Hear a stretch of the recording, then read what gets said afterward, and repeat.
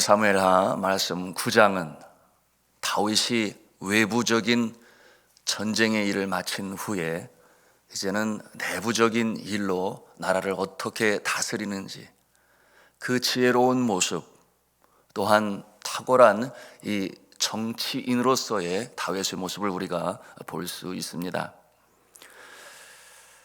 이 다윗의 모습은 아주 도량이 넓은 그런 마음이 넉넉한 그런 모습이었지요. 오늘 성경에 보니 무비보셋이라고 하는 인물이 등장합니다. 그는 사울 왕의 손자여 사울 왕의 시기로부터 친구인 다윗을 보호하고자 했던 요나단, 바로 요나단의 아들 무비보셋입니다.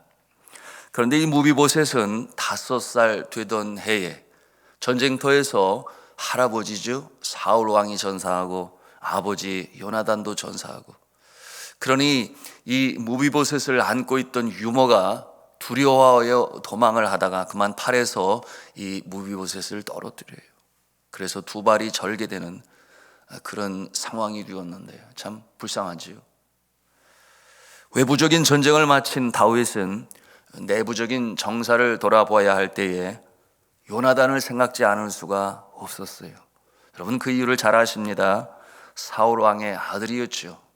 그러나 자신의 아버지의 뜻을 따르지 아니하였으니 사울 왕은 자신의 왕의 그 위치, 권세를 세습하고자 하였습니다. 그러나 이 요나단은 알았지요. 하나님께서는 그 모습이 아니라 다윗을 마음의 합한 자로 여기고, 또한 하나님께서는 다윗을 이스라엘 백성들의 왕으로 세우기를 작정하신 것을 요나단이 누구보다 잘 알아요. 그러므로 다윗 편에 섭니다. 다윗을 아버지의 시기로부터 보호합니다. 그러므로 다윗은 이 요나단의 아들이 여전히 살아있는지 알기 위해서 그의 시종인 시바를 통하여 알아보게 명합니다. 이 내용이 담긴 내용이 이제 3절 말씀인데요, 우리 같이 다시 한번 읽도록 하겠습니다. 시작. 왕이 이르되 사울의 집에 아직도 남은 사람이 없느냐? 내가 그 사람에게 하나님의 은총을 베풀고자 하노라 하니 시바가 왕께 아뢰되 요나단의 아들 하나가 있는데 다리 저는 자니이다 하니라. 이 무비보셋이 이제 왕궁으로 들어옵니다. 혹여나 자신을 죽이지는 않을까 하여 두려움에 떨며 다윗에게 나아옵니다. 왜 그렇겠어요? 고대의 통치자들의 모습은 다 비슷한 모습인데요, 자신의 정적 또는 다른 편에 내가 왕자를 차지하고 난 뒤에 그들에 대하여는 장차 있을지 모를 반란을 도모하지 않도록 아예 후환을 없애기 위하여 일가족을 멸했던 것이 당시의 모습이었던 것입니다. 그러므로 자신을 죽일지 모르겠다, 그것이 일반적인 관례였기 때문에 그런 마음을 갖지 않을 수가 없지요. 그런데 다윗은 그런 통치 방법을 사용하지 아니하였습니다. 왜 그렇겠습니까? 다윗은 하나님을 경외하고 하나님의 뜻을 구하고 하나님께 기도하는 자였기 때문이었죠. 그는 하나님께 기도하는 자였습니다. 자, 사랑하는 성도 여러분, 우리가 하나님께 기도할 때에, 하나님을 경외할 때에 하나님께서 지혜를 주시는 줄로 믿으시기를 바랍니다. 하나님께서 지혜를 주셔서 일반적인 세상적인 방법으로 나아가지 않게 하시고 하나님 기뻐하시는 선하신 뜻을 이루는 일에 사용될 수 있도록 지혜를 주시는 하나님이신 것이죠. 그러므로 그 지혜는 어떠한 지혜인가? 합력하여 선을 이루게 하시니 먼저는 하나님께 영광을 돌리게 하고, 그런가 하면 자신에게는 기쁨과 보람을 갖게 하며, 그리고 나아가서 이웃들에게는 선한 영향력을 미치는, 합력하여 선을 이루게 하시는 그 모습으로 하나님께서는 지혜를 주시는 것입니다.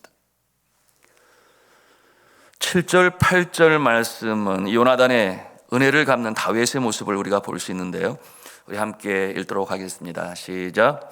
다윗이 그에게 이르되 무서워하지 말라. 내가 반드시 내 아버지 요나단으로 말미암아 내게 은총을 베풀리라.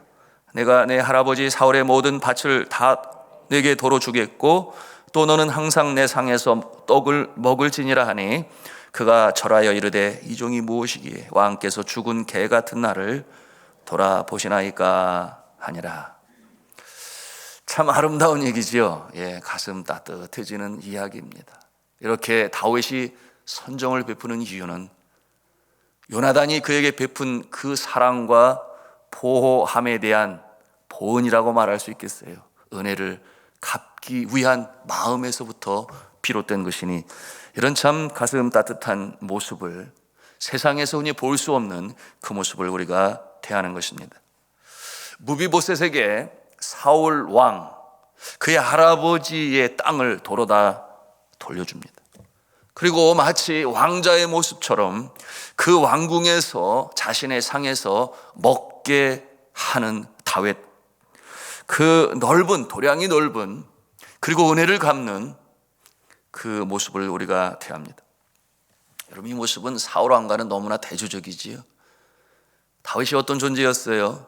이스라엘이 위기에 있을 때 골리앗 장군을 때려 눕힌 이스라엘의 민족의 영웅이지요. 그런데 사울이 그를 시기하고 또 질투하고 또 그가 왕이 될까봐 너무나 당연한 것인데 세습을 하려고, 그래서 이 다윗을 죽이려고 했던 이 사울 왕과는 완전히 대조적인 모습을 다윗은 행하는 것입니다. 이와 같은 모습을 통해서 다윗은 백성들의 마음을 사지요. 그리고 성군으로 존경받고 추앙받는 전무후무한 이스라엘의 왕이 되었습니다. 옛 사자성어에 결초보은이라는 말이 있어요. 여러분 들어보셨나요? 결초보은. 여러분, 이 사자성어에 유래가 있습니다. 중국 춘추 시대 진나라의 군주 위무자에게 애첩이 있었습니다. 어느 날 병석에 눕게 되는 위무자는 아들 위과를 불러서 어떠한 유언을 남기는가? 자신이 죽으면 이 애첩을 제거시켜라, 자유를 허락해라, 그런 유언을 남겼어요. 그러나 위독해졌을 때, 막상 세상을 떠나려 할 그때 마음이 바뀌어서 뭐라고 말을 하는가 하면 자신이 죽으면 애첩도 함께 묻어달라, 이와 같은 내용으로 유언을 남기고 세상을 떠납니다. 이 돌아가신 아버지께서 남긴 이 전혀 다른 두 개의 유언 사이에서 고민하던 이 아들 위가는 애첩을 순장하는 대신 다른 곳에 시집 보내면서 뭐라고 말하는가? 난 아버지께서 맑은 정신의 때에 남기신 유언을 따르겠습니다, 그렇게 했어요. 지혜로운 아들이지요. 지혜로운 아들. 세월이 흐른 후에 이웃나라가 진나라를 침략해 왔을 때 한 전투에서 이 위가가 이끄는 군대가 완전히 공격에 몰려 위태로운 지경에 이르게 되었는데, 그때 한 노인이 나타나서 그 들판에 무성하게 자란 풀들을 서로 이렇게 묶었어요. 그 많은 풀들을 다 그렇게 들판에 매듭으로 묶어 놓게 되었는데 어떤 일이 나타났는가? 적군들이 말을 타고 진격해 오다가 그 풀에 걸려서 말들이 쓰러지게 되니 완전히 전화위복이 되어 이 위가의 군대가 그들을 쉽게 이길 수가 있게 되었어요. 위가는 그 노인이 궁금했습니다. 누군지를 만나 그 은혜를 갚기를 원했는데 호련히 사라지게 되었으니 찾을 수가 없었다 그랬어요. 그런데 그날 밤에 이 위가의 꿈에 그 노인이 나타나서 말을 했어요. 나는 그대가 시집 보내준 여자의 친정 아버지요. 그대가 첫 번째 유언대로 내 딸을 살려주어서 그 은혜에 보답했다. 그 전쟁터에서 그 풀을 서로 묶고 은혜를 갚았다 하여 결초보은이라고 하는 사자성어가 시작이 된 것입니다.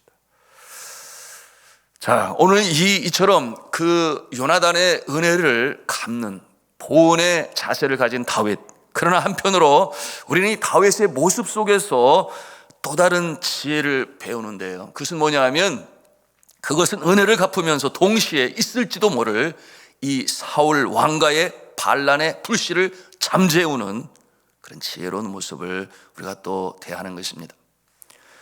사울왕 40년의 통치 속에서 그 영향력이 여전히 미칠 수밖에 없어요. 그의 손자인 무비보셋이 살아 있습니다. 그런가 하면 그들의 신하들이, 여전히 그에게 충성하던 신하들이 어떠한 자들이에요? 사울 왕후를 통해서 유익함을 얻었고 부를 누렸던, 권세를 누렸던 그와 같은 자들이 얼마든지 다시금 모반할 수 있지요. 힘을 합쳐서 이 다윗을 대적할 수 있습니다. 그것이 세상의 권세를 추구하는 자들의 모습임을 역사를 통해서 우리는 얼마든지 볼 수 있어요. 그런데 기도하는 다윗은 하나님으로부터 주시는 지혜를 얻습니다. 왕손인 무비보셋을 자신의 곁에 두는 것입니다. 왕자의 대우를 해줍니다. 왕궁을 그러나 떠나지 못하게 하는 그 모습으로 곁에 두니, 이 내용이 굉장히 강조되어 있죠. 여전히 남아있는 신하들과 그리고 그의 친척들을 만나지 못하게 하는 것입니다. 여러분 생각해 보십시오. 다윗이 사울왕의 모든 그 넓은 토지를 다 주었어요. 이미 땅에 대해서는 부유한 자요. 그러므로 이 땅을 농사하게 하는 그와 같은 자들을 거느릴 수 있을 것입니다. 그 땅을 통해서 또한 친척들에게, 그리고 여전히 사울에게 충성하는 신하들과 어떠한 계획을 가질 수도 있었을 것입니다. 여러분, 그런데 이와 같은 상황을 다윗이 모를 리가 없죠. 그러므로 무비보셋을 자신의 곁에 두고 그 세력과 결탁하지 못하도록 한 것이니 이 반란을 미연에 방지한 모습인 것입니다. 세계의 일반 정치의 모습은 보통 어떤 생각을 가져요? 내 편이 아니면 적이다. 내게 득이 없으면 실이 된다. 이것이 정치의 생리입니다. 그와 같은 논리에 의해서 움직이죠. 그러나 다윗은 이러한 극단적인 흑백의 원리 아래 행동하지 아니했어요. 무비보셋을 자신의 성 예루살렘으로 불러 은혜를 갚는다는 그 명분으로 인하여 그를 후대하였습니다. 동시에 아울러 감시하는 이 두 가지를 한꺼번에 한 것이. 성도 여러분, 오늘 말씀을 통해서 우리가 배우는 영적 교훈이 무엇이 있겠습니까? 그것은 사랑과 공의의 균형을 잘 이루어야 한다는 것입니다. 사랑과 공의, 바로 하나님의 성품이죠. 사랑을 하시지만 죄는 미워하시는 하나님, 그러므로 공의를 세우시는 하나님, 그러므로 하나님의 선하신 뜻을 이루어가시는 하나님, 다윗의 모습에서 우리가 그런 모습을 대하는 것인데요, 오늘날 믿음의 사람들 중에서 사랑 또는 관용과 공의의 이 극단에서 방황하는 자들이 있어요. 어느 편에 서야 할 것인가? 분명히 잘못된 것인 줄을 알면서도 어떤 일이나 어떤 사람의 잘못을 그리스도의 사랑으로 관용하다 보면 간접적으로 어떤 모습이 됩니까? 불의에 동참하는 그런 모습이 되고 말아요. 양심이 괴롭죠. 반대로 공의를 너무나 내세워 모든 일에 엄격함만 강조하게 되면 그리스도의 사랑과 관용을 실천하기가 어려울 때가 있습니다. 또 그것이 고민이 돼요. 이러한 상황에 있을 때 한 가지만 택하면 다른 것은 버려야 하는 그런 상황에 이르게 되죠. 그러할 때 바로 오늘 말씀을 통해서 우리에게 보여주는 이 다윗의 지략, 다윗의 지혜, 하나님으로부터 기도하는 자에게 주신 지혜, 사랑과 공의를 생각하며 지혜롭게 처신하는 모습. 여러분, 때로는 사랑으로 인내하며 기도하며 마침내 이 공의를 이룰 하나님의 때를 기다릴 수 있어야 합니다. 왜 그렇겠어요? 기도할 때 하나님께서는 상황, 환경, 여건, 그 모든 상황을 주장하시고, 그런가 하면은 생사화복의 주가 되신 하나님이시기 때문에 상대방의 마음을 바꾸시든지 언제 우리가 인내하며 기도할 때, 그런가 하면 친히 주께서 손보실 것이기 때문에 그러합니다. 끝까지 돌이키지 않는 자 하나님께서 손을 보시니 내 원수의 목전에서 상을 베푸신 하나님이라고 고백했던 다윗의 고백이 바로 그와 같은 모습입니다. 왜냐하면 하나님은 분명하지요. 의로운 자의 편에 서시는 하나님이시기 때문에 그러하십니다. 기도하는 자의 편에 계시죠. 그러므로 사랑의 장인 고린도전서 13장에서 아주 분명히 말씀합니다. 뭐라고 말씀하는가 하면 사랑은 불의를 기뻐하지 아니하며 진리와 함께 기뻐합니다. 사랑은 불의를 기뻐하지 아니하며 진리와 함께 기뻐합니다. 하나님의 사랑은 공의를 세우시는 사랑이며 진리와 함께 기뻐하시는 사랑이니 거짓을 용납하는 사랑이 아니기 때문에 그렇습니다. 오늘 다윗의 이러한 지혜로운 방법은 보은으로부터 시작되었어요. 은혜를 입었으니 갚아야 한다. 자, 성도로 우리가 그와 같은 자세로 살아야 하겠습니다. 그러한 마음을 가질 때 하나님께서 기뻐하시죠. 또 언제고 하나님을 경외하며 기도하는 자이니 다윗을 하나님께서는 기뻐 보시며 지혜를 주셨으니 무비보셋을 곁에 두고 살며 또 다른 세력으로 자라나지 않게 하셨어요. 왜 그렇게 하셨겠습니까?